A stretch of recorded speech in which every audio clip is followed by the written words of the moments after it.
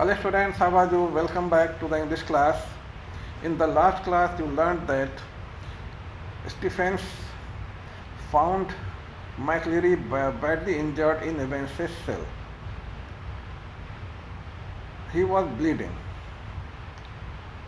He was brought to the prison yard by the two prison officers, where he was greeted by the governor. McLeary showed the governor the question paper, where a photocopied sheet had been cleverly superimposed on the last page of the question paper. Actually, there was a escape plan written on that page. The governor knew a little German, so he translated the German text into English. It was written that Evans must follow the escape plan strictly. Evans was instructed not to hit McLeary too hard because he was a minister. He was also told not to overdo the Scots accent. While the governor was reading the question paper, a car stopped beside him. The detective superintendent, Carter, quickly came out of the car and asked the governor what was happening and who had hit McLeary. Before the governor could reply, McLeary told Carter that Evans had gone towards Elfield Way and he knew where he would go. Detective Superintendent Carter looked to the governor for guidance. The governor allowed him to take McLeary along with him and go after Evans because McLeary was the only one who knew where Evans had gone. Then the governor continued reading that page of the question paper, the escape plan. There, Evans was instructed to go from Elfield Way to Haddington Roundabout. The governor was sure that uh, actually the examination board was situated in Elfield Way. The governor was sure that someone from the examination board must have helped McLeary in his escape. Then he turned to the two prison officers and shouted to them and asked them who was it who who took Evans to the prison gates. Stephens replied that it was he who took Evans to the prison gates, as ordered by the governor himself. The governor asked him at what time. Stephens told him that just before the end of the examination at 11:20, the governor had telephoned him and instructed him to go with McLeary to the prison gates. The governor told him that it was not he who had called him. Actually, at that time, he was calling the examination board, but the line was engaged. Then he turned to Jackson and he scolded him. Actually, Jackson had spent 2 hours the previous evening in Evans's cell and he had checked Evans's cell thoroughly and he had reported to the governor that there was nothing hidden in Evans's cell. Still, there were many things which were hidden in his cell, for example, a fake beard, a dog collar, and other things that were used by priests. And there was also a weapon with which Evans had hit McLeary. So Evans was able to hide all these things in his cell, but Jackson was not able to find it, so the governor scolded him very badly.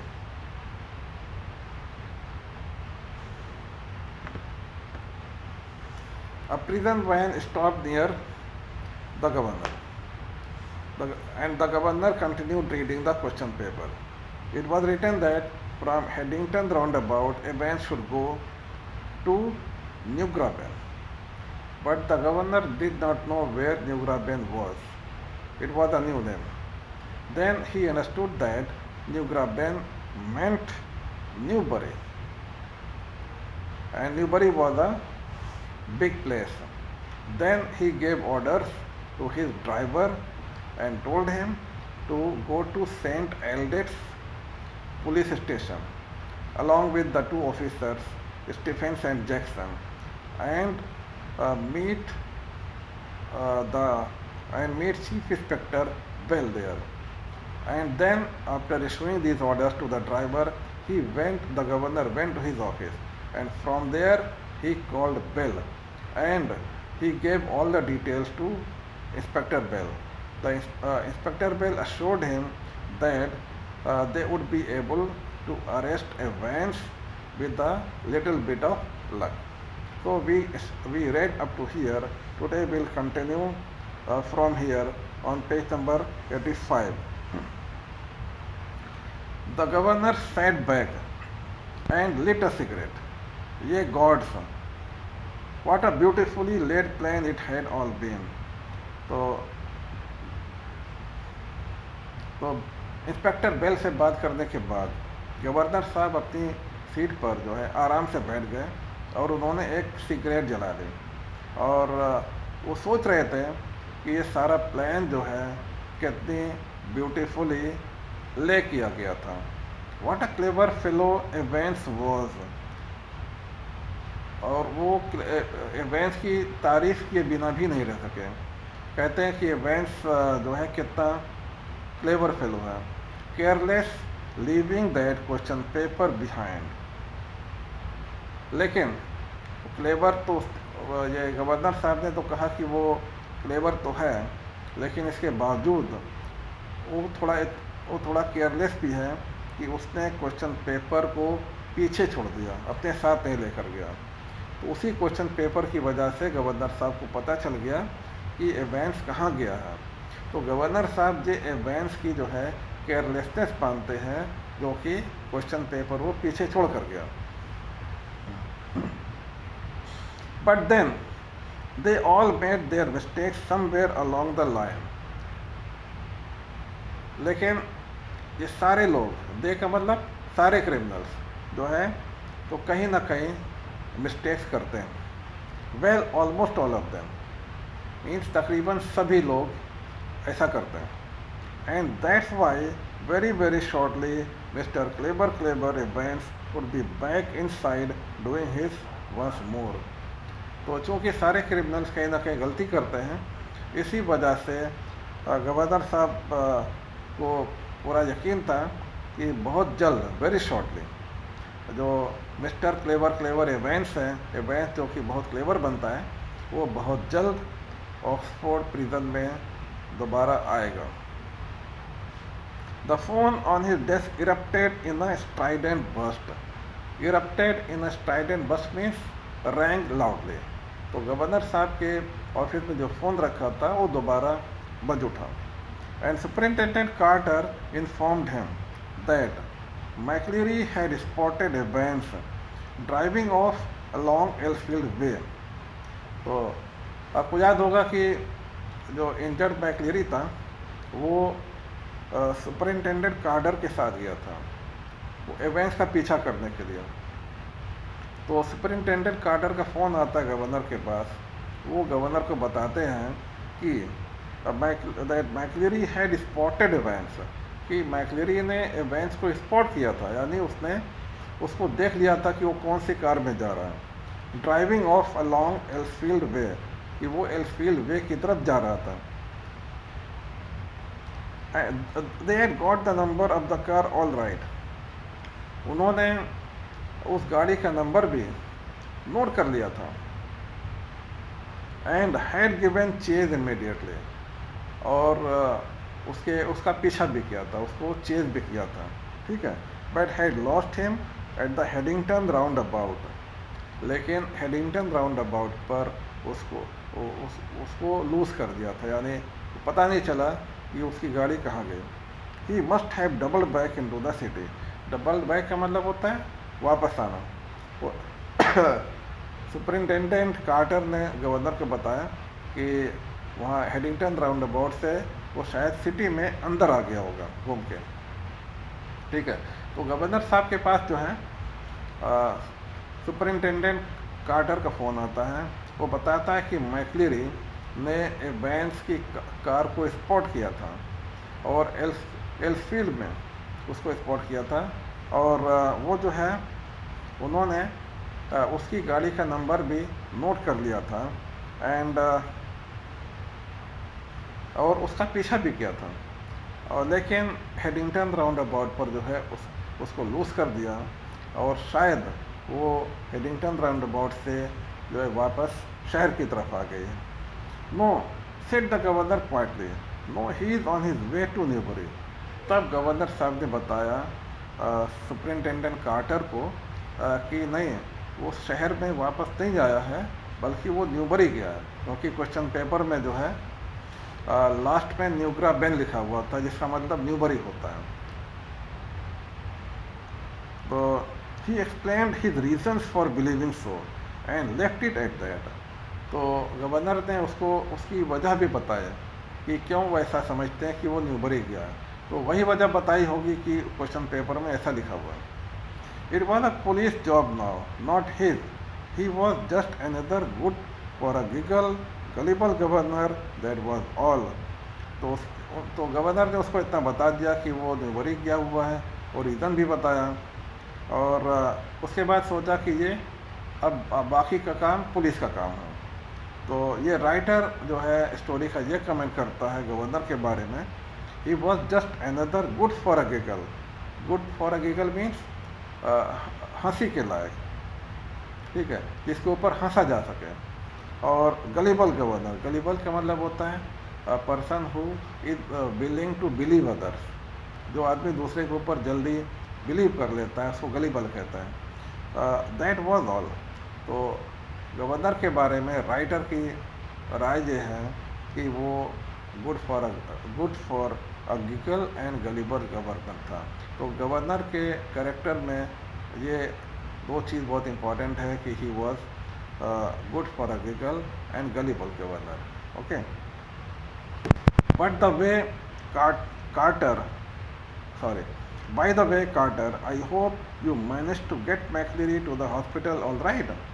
तभी governor साहब quarter को पूछते हैं कि मुझे उम्मीद है कि तुमने मैक्लेरी को हॉस्पिटल पहुंचा दिया होगा ठीक ठाक, ठीक तरीके से तुमने मैक्लेरी को हॉस्पिटल पहुंचा दिया होगा, क्योंकि पहले उसको हॉस्पिटल नहीं ले गए थे, पहले उसको एवेंस के पीछे ले गए थे।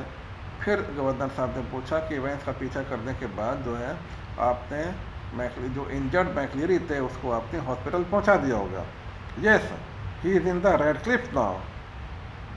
तो कार्टर ने बताया कि हाँ, वो रेडक्लिफ हॉस्पिटल में है। रियली ग्रोगी, ग्रोगी का मतलब होता है weak and unable to walk, मतलब जो बहुत कमज़ोर हो और चलने फिरने में उसको परेशानी होती हो। Groggy he was when we got to the examination offices and they rang for the ambulance from there। तो सुपरिंटेंडेंट कार्टर ने बताया गवर्नर को कि हाँ, हमने उसको जो है उसने बताया कि वो रेडक्लिफ हॉस्पिटल में है और वो बहुत वीक है और वो चलने में वो ग्रॉगी है, चलने फिरने में परेशानी होती है। और जब ये तब हुआ जब वो एग्जामिनेशन ऑफिस में पहुंचे थे। इसका मतलब यह है कि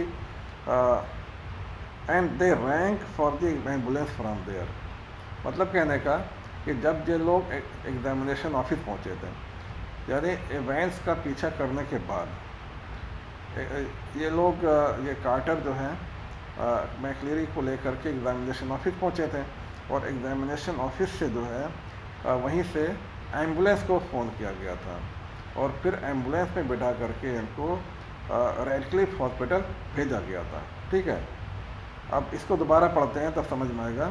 yes, he is in the Radcliffe now, really groggy he was, then we got to the examination offices and they rang for the ambulance from there. Okay, तो जब ये लोग एग्जामिनेशन ऑफिस पहुँचे तो वहाँ से उन्होंने एम्बुलेंस को फ़ोन किया और वहाँ से वो रेडक्लिफ हॉस्पिटल गया। The governor rang the Radcliffe a few minutes later and asked for the accident department. उसके बाद गवर्नर साहब ने रेडक्लिफ हॉस्पिटल को फ़ोन किया अ फ्यू मिनट्स लेटर, कुछ मिनटों के बाद, and asked for the accident department, और एक्सीडेंट डिपार्टमेंट को कनेक्ट करने के लिए कहा। मैक्लेरी व्यू से तो रेडक्लिफ हॉस्पिटल से किसी ने जो फ़ोन उठाया और उसने पूछा आपने क्या कहा, McLeary? Yes he the parson. तो गवर्नर ने कहा हाँ मैक्लेरी, और वो एक पार्सन है। तो ये सेंट मैरी मैक्स एक जगह है, उसको वहाँ का एक पार्सन है ये मैक्लेरी, जो वहाँ से पार्सन लाया गया था सेंट मैरी मैक्स से। He the parson, I don't think there anyone. तो रेडक्लिफ हॉस्पिटल के आदमी ने कहा इनको कि मुझे नहीं लगता कि ऐसा कोई आदमी यहाँ आया। Yes there is, you will find one of your ambulances picked him up from Elsfield way about. तो गवर्नर ने कहा कि नहीं, वहाँ पे होना चाहिए, क्योंकि तुम्हारी एम्बुलेंस ने मैक्लेरी को एल्सफील्ड वे से वहाँ से उठाया था, पिकअप किया था। यानी एल्सफील्ड वे ही में जो है वो एग्ज़ामिनेशन बोर्ड है, ठीक है। एग्ज़ामिनेशन बोर्ड के ऑफिस में मैक्लेरी थे और वहाँ से रेडक्लिफ हॉस्पिटल को फ़ोन किया था एम्बुलेंस लाने के लिए। तो गवर्नर साहब वही इसको बता रहे हैं कि वो एल्सफील्ड वे में था और आपकी एम्बुलेंस वहाँ से उसको ले गई हो। Oh that, yes we sent an ambulance all right. तो उधर से आवाज़ आई कि हाँ वो हमने एक एम्बुलेंस तो भेजा था, but when we got there the fellow had gone. लेकिन जब हम वहाँ पहुँचे तो वो आदमी वहाँ से जा चुका था। No one seemed to know where he was, just vanished, not a sign. किसी को नहीं पता कि वो कहाँ है, जस्ट वेनिस्ड, कि वो डिसअपियर हो गया, वो वेनिश हो गया, डिसअपियर हो गया, और उसका कोई साइन भी नहीं वो कहाँ गया, ठीक है। तब देखें जो सुपरिंटेंडेंट कार्टर है उसने जो है मैक्लेरी को एग्ज़ामिनेशन ऑफिस ले गया। एग्ज़ामिनेशन ऑफिस जो एल्सफील्ड वे में था, और वहाँ से रेडक्लिफ हॉस्पिटल फ़ोन किया एम्बुलेंस भेजने के लिए, ठीक है। लेकिन ये रेडक्लिफ हॉस्पिटल वालों ने एम्बुलेंस तो भेजा, लेकिन एम्बुलेंस वहाँ पहुँचने से पहले वहाँ से मैक्लेरी गायब हो चुका था। But the governor was no longer listening and the truth seemed to hit him with an almost physical impact somewhere in the back of his neck. और लेकिन उधर से तो रेडक्लिफ हॉस्पिटल की तरफ से जो आदमी बात कर रहा था वो तो किए जा रहा था, इधर से गवर्नर साहब ने फ़ोन रख दिया था, वो सुन नहीं रहे थे, क्योंकि the truth seemed to hit him with an almost physical impact somewhere in the back of his neck. जो सच्चाई थी, द ट्रुथ जो है, उसने गवर्नर साहब को जो है बहुत चोट पहुंचाए थे, गहरी चोट पहुंचाए थे, बिल्कुल ऐसे ही जैसे कि कोई फिजिकल इम्पैक्ट किसी ने उनको मारा हो, ऐसा लगता है, ठीक है। और जो वहाँ से जब उसको पता चला कि वो हॉस्पिटल मैक्लेरी नहीं पहुँचा है, तो इनको इतना शॉक लगा, ऐसा लगा कि जैसे किसी ने इनको मारा हो, फिजिकल किसी ने इम्पैक्ट किया हो। A quarter of an hour later, they found the Reverend S. मैक्लेरी। फिर ये गवर्नर समझ गया कुछ दाल में काला है, कुछ गड़बड़ है ना। तब जो है जो मैक्लेरी को ढूंढने की, उसको तलाश करने का सिलसिला शुरू हुआ। फिर मैक्लेरी साहब को जो है उनके घर ही में पाया गया। A quarter of an hour later, they found the Reverend S. McLeary securely bound and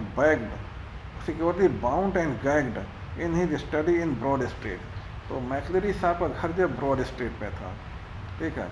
तो जब गवर्नर साहब को पता चला कि कुछ गड़बड़ है तो ये लोग मैकलेरी साहब को ढूंढ दें उनके घर पर गए। तो घर पर जो है वो अपने स्टडी मतलब वो अपने स्टडी रूम में वो मिले।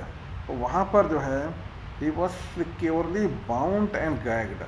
बाउंड मीन्स उनको बांधा हुआ था वहाँ पे, और गैग्ड थे। गैग का मतलब होता है या तो मुंह के अंदर कपड़ा ठूसे होना या मुंह के ऊपर कोई चीज़ चिपका देना ताकि वो आदमी बोल ना सके। ठीक है। तो जो रियल मैकलेरी, अब देखें समझ में आ रहा होगा कि वो जो मैकलेरी जो वहाँ आए थे एग्ज़ामिनेशन लेने के लिए वो रियल मैकलेरी नहीं थे, बल्कि रियल मैकलेरी को उनके ही घर में जो है बांध करके रखा गया था और मुंह बंद करके रखा गया था, गैग करके रखा गया। बाउंड एंड गैग थे रियल मैकलेरी अपने स्टडी में। He had been there he said since 8:15 AM when 2 men had called and। तो वो अब वहाँ पे इस पोजीशन में जो है सुबह 8:15 बजे से थे, 8:15 से वो वहाँ पे थे। when 2 men had called, जब दो लोग वहाँ पर आए थे, मतलब कहने का कि 2 लोग वहाँ पे उनके घर पर आए और उनको बांध दिया और उनकी जगह पर जो है किसी और आदमी को मैकलेरी के भेष में प्रिजन भेजा गया एवेंस का एग्ज़ाम कंडक्ट करने के लिए। Inquiry in Newbury throughout the afternoon produced nothing. तो न्यूबरी में चूँकि गवर्नर साहब को पता था कि ये न्यूबरी गया हुआ है, लेकिन न्यूबरी बहुत बड़ा इलाका था, तो inquiry the Newbury throughout the afternoon produced nothing at all. जो न्यूबरी में इंक्वायरीज की गई ये इवेंट्स कहाँ गया हुआ है, लेकिन उसका कहीं पता नहीं चला। Nothing at all. And by tea time everyone in the prison knew what had happened. और टी टाइम तक यानी टी टाइम तक जो है हर आदमी को पता चल गया था कि क्या हुआ, असलियत क्या है। What had happened means what is the reality, असलियत क्या है सबको पता चल गया था प्रिजन में। अच्छा, असलियत क्या थी ये लिखा हुआ यहाँ पे। It had not been events impersonating McCleary who had walked out. It had been events impersonating McCleary who had stayed in. इसका मतलब समझें, it had not been events impersonating McLeary, ये who had walked out। देखें तो अभी जो है अभी तक की स्टोरी से आपको ऐसा लग रहा था कि जो आदमी एग्ज़ाम लेने के बाद जो बाहर गया है वो इवेंट्स था और इन्विजिलेटर साहब को मार करके गया। इन्विजिलेटर साहब को बुरी तरह से ज़ख्मी करके वो मार करके इवेंट्स भाग गया। अभी तक आप यही समझ रहे होंगे, ठीक है। तो और जो आदमी वहाँ पे सेल में था, आप ये समझ रहे हो कि वो मैकलेरी हैं, ठीक है। लेकिन ऐसा नहीं है, जो आदमी उस सेल में था वो मैकलेरी नहीं था, वो एवेंस ही था, ठीक है। और जो आदमी भागा था वो आदमी था जो मैकलेरी के भेष में आया था। देखिए, इम्पर्सनेट का मतलब होता है किसी की नकल करना, भेष बनाना, किसी के जैसा बनना, इम्पर्सनेट कहते हैं, कॉपी करना, ठीक है। अब देखें इसका मतलब, it had not been events, ये इवेंट्स नहीं था। इम्पर्सनेटिंग मैकलेरी, जिसने मैकलेरी के जो मैकलेरी के भेष में था, हु हैड वॉकड आउट, जो प्रिजन के बाहर गया था, जो आदमी प्रिजन के बाहर गया था और वो मैकलेरी के भेष में था, वो इवेंट्स नहीं था। It had been events impersonating McCleary who had stayed in, जो आदमी अंदर रह गया था और जो मैकलेरी के भेष में था वही इवेंट्स था, ठीक है। तो इवेंट्स ने ये दिखाने की कोशिश की कि वो मैकलेरी है और इवेंट्स उसको मार करके भाग गया है, लेकिन ऐसा नहीं था।